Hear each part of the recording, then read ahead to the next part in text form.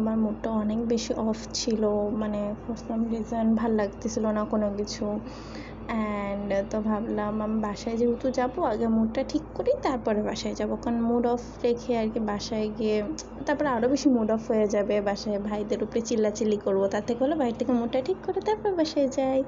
তো আমি রিক্সায় উঠে গেছিলাম, রিক্সা দিয়ে ভাবলাম আমাদের এই দিকেই হচ্ছে আজমপুর বিএনএস সেন্টারের এদিকে আর কি চা জয়ের নতুন একটা আউটলেট খুলছে, তো ওইটা তোমার যাওয়া হয়নি, তো ভাবলাম ওইখানে আমি যাই, গিয়ে নতুন কোনো কিছু ট্রাই করি। But as always it's me, and আমি ওদের মেনুতে অনেক কিছু দেখার পর ভাবছিলাম নতুন কিছু ট্রাই করবো, বাট হেয়ার আই অ্যাম, আমি এটাই কিনি।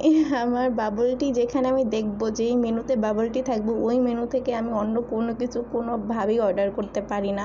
তো আমি একটা বাবল টি কিনি, অ্যান্ড এটা খেতে খেতে সুন্দর মতো নাচতে নাচতে বাসায় চলে যাই। আর আমার মুডটা ট্রাস্ট মি, মানে একটা ড্রিঙ্ক যে আমার মুডটা এতটা ভালো করে দিবে এটা আমার জানা ছিল, এটা অ্যাজ অলওয়েজ সব সময় করে। আগে তো তেমন একটা পাইতাম না, এখন থেকে রেগুলার হবে। টাটা।